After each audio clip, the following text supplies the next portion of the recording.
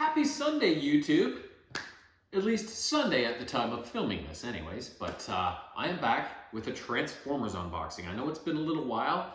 I've built up a couple more guys. I got a couple more on the way, so we're gonna get back into it for this latest stint, and then we'll see when that dries up, and then when the next batch continues after that. But at this point, I am getting pretty close to the end of my journey on Transformers because I've got so many of them now. There's either characters that I just can't find or can't find for a reasonable price, and guys they just haven't released yet. But either way, the numbers that are remaining are very few. So it's kind of a relief, but also kind of sad at the same time.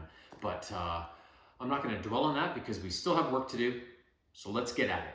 Today's Transformer is he's an Autobot, and he came along after the events of the Transformers movie. So I can't remember if it was, I think it went season 1, season 2 movie, and then season 3, season 4, which were both very short. So I don't remember if he showed up in season 3 or season 4. I'm guessing season 3, but I didn't really look into that before I started filming this. So, but let's just introduce him, and you can see who I'm talking about. We are looking at the Autobot triple changer, Sandstorm.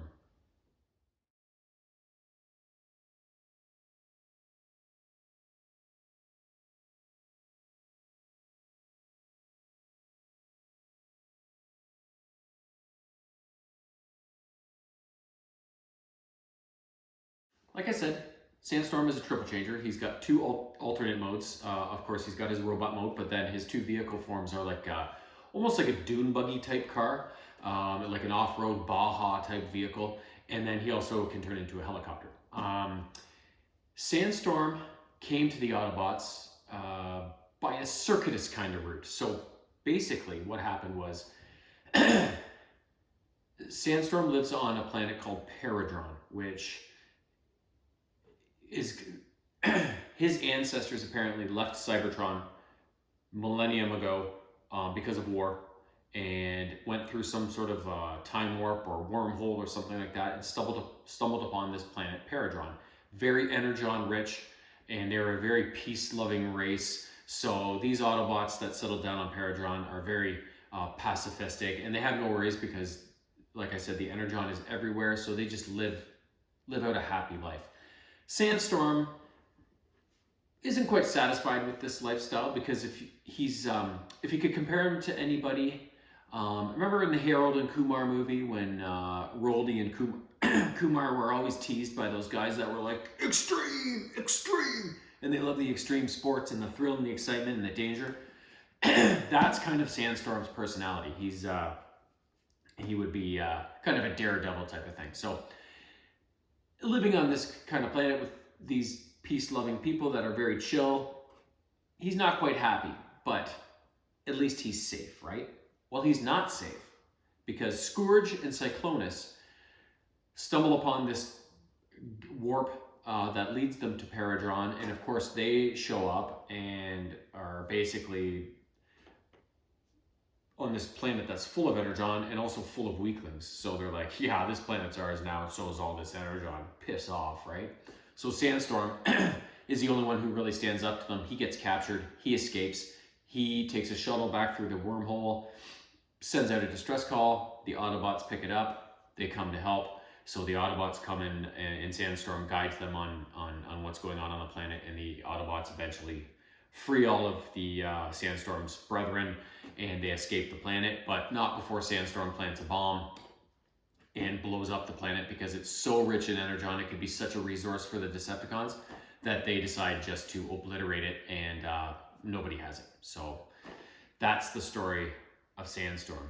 And I have a video clip here for you that kind of illustrates this initial sequence of events featuring this triple changer character. So let the camera roll.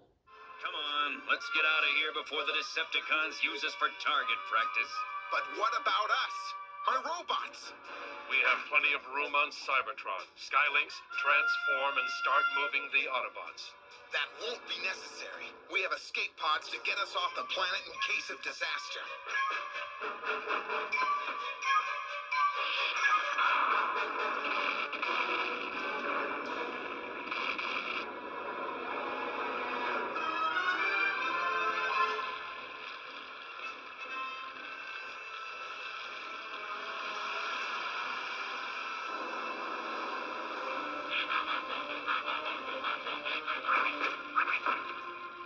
get inside, don't speak for the first 100 yards, or the whole structure will collapse on top of us.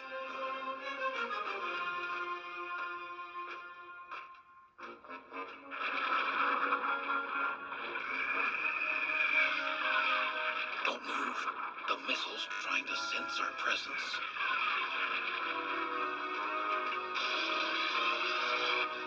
Lie down.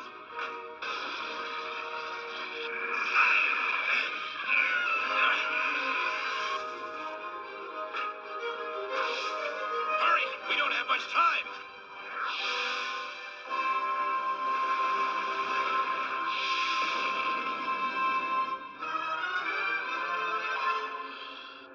I've never seen anything this beautiful in the entire galaxy. All right, give me the bomb.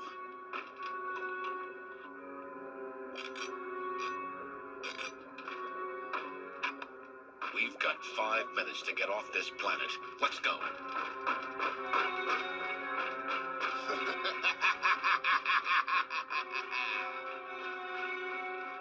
Come on, we'll get the last laugh.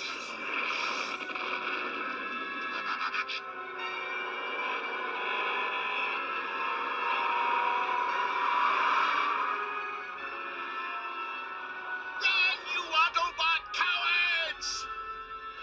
But he isn't a coward. Something's wrong here. Decepticons, abandon the planet!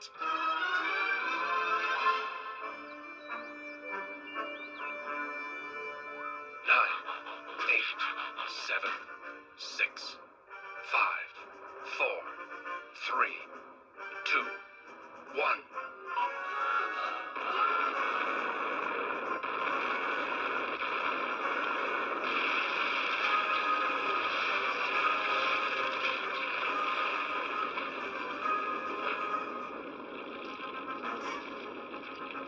Every Decepticon for himself!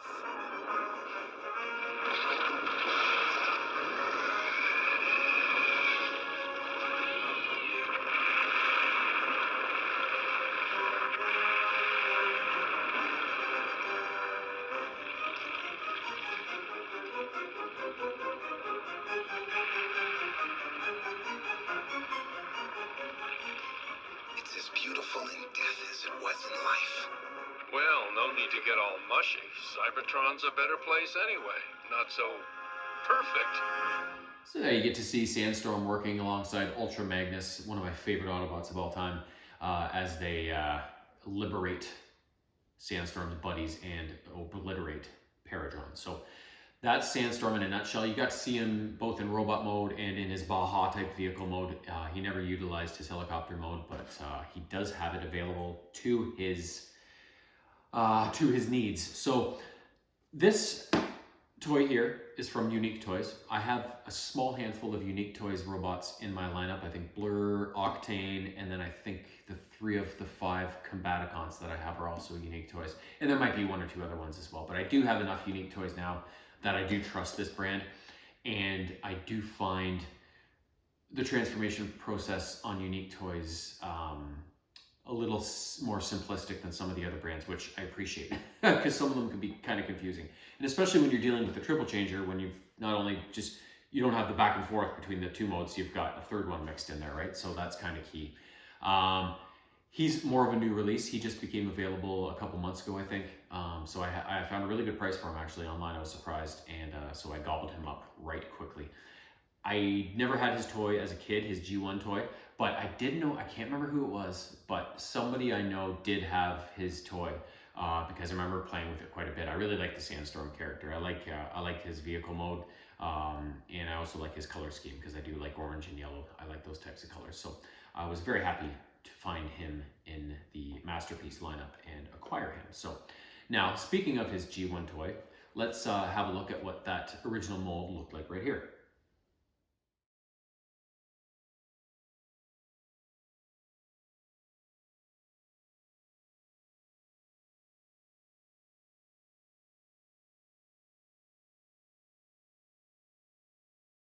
So not bad, eh? He was a later generation Transformer, so it's funny. I think of the later generation Transformers, and I think the technology had obviously advanced a few years, and they were capable of doing more complex molds that maybe looked a little more realistic. And Sandstorm, I think, is one of these. But they also built in some gimmicks to some of the characters in those later seasons that I thought kind of set them back. You know, they came far ahead, but then they would also set themselves back with some weird stuff. Toy companies used to like to do that back in the old days. Like, instead of just releasing a simple, detailed, cool action figure, they'd build in some sort of like gimmick that the character could do this and spin this way, and it just made it look not as good, and it was just potential something that would break down the line and ruin your toy, sort of thing. So I like it when things are a little more simple and detailed and right, you know. Don't give me the bells and whistles and the gimmicks. I don't need that shit. Just give me legit recreation of these characters, right? So so I thought that original Sandstorm toy was a good one for the G1 toys. So, but we're gonna look at this new toy. We're gonna get him out of the box, see if he's in, I'm gonna guess he's in robot mode because the box is pretty tall. So I'm guessing he's in robot mode. But either way, we'll get him out. We'll see what all is inside here, and then yeah, we'll try and get him transformed. All right, Sandstorm, or as Unique Toys call him, Investigator Sorter. Right.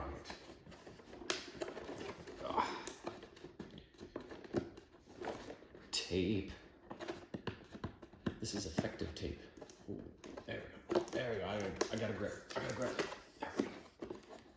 All right, let's see. Like I said, a big tall box here. So let's see.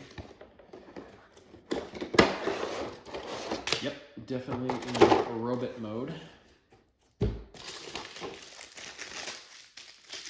So let's see, where it is. There it is.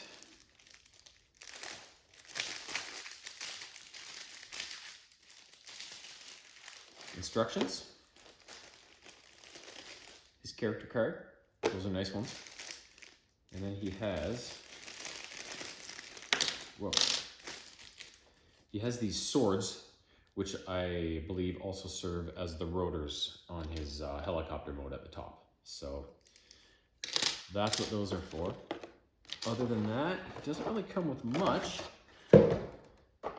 He's got a blaster to blast people with. Of course, what else would you do with a blaster? And then he's got, looks like a spare tire. I'm guessing this goes on the back of his car when he's in his dune buggy mode. That's what that is. And there he is in robot mode, looking pretty sick. Not too shabby. So what we'll do now, of course, as usual, we'll flip over to time-lapse mode. I'll try and get him into both dune buggy and helicopter mode before I send him back to robot mode and we finish this thing up.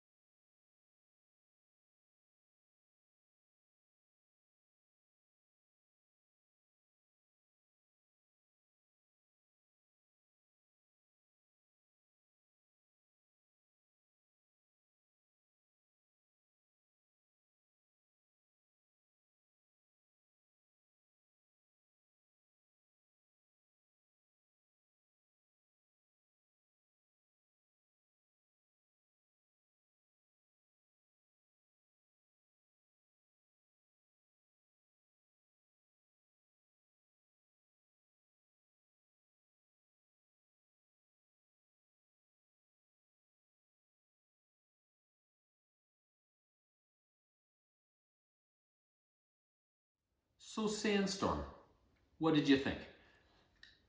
I had mixed feelings on this one. I I do enjoy it. I've enjoyed every Transformers toy I've unboxed from this Masterpiece size line, but some obviously are bigger hits than others. I find the Takara Tomy ones my favorite, the most accurate. X-Transbots, very close behind. I've talked about this before, and then the other ones kind of fall in line. Unique Toys, I've had better figures from them before. Blur was really good. Octane was really good. The Combaticons are all really good. This one I felt was kind of not as much. I'm sure a lot of thought was put into this, because to design these things, to do these types of things must be hard, especially for a triple changer. But this one I find is my least favorite of the Unique Toys molds so far. A few reasons for that. First, there's really no metal in this at all. It's all plastic. It's very lightweight. And in each mode I found it's not close to a perfect likeness of Sandstorm's character. Robot mode is okay. It's missing a few little things, like he had more of a thing over his head, his chest looked a little different, his legs looked a little different, and but it's still not bad. Now, helicopter mode looks pretty good. I thought that was a pretty good likeness. That was probably the best of the three modes that looks most consistent to the original cartoon. As you saw, I couldn't get him transformed into car mode. Helicopter mode, I had a little bit of trouble here and there, but I was able to figure it out. I got to car mode and got to this one step, and I was like, I don't even know what they're asking me right now. Like, I don't see where these pieces are coming from, how they go there, so I gave up. But in looking at the pictures of the car mode on the box and in the instructions and stuff, it looks nowhere even close to his G1 car mode. And his G1 car mode was my favorite of the three modes. It's just a cool looking, freaking like a Mad Max kind of rig, right? Like, but this one was much more like of a futuristic Cybertronian type car, right? And I didn't like that either. So there are, it wasn't a perfect likeness by any stretch of the imagination, and it's a little flimsier with the plastic, and even the leg joints are already a little bit loose. So I still love it, and it was a good price, and I'm glad to add Sandstorm to my collection. But is it even close to most of my other figures? No, this one was a significant drop off, but still, like I said, still a really good figure. I'm glad I bought it. But when we're comparing to all the other ones that I've unboxed over the years, this one is definitely more towards the lower end of things. But either way, Sandstorm is a great character. This is a great toy regardless, even if it's not as great as the other ones. And overall, I'm happy for the price I paid. Let's just say that. So there's Sandstorm for you.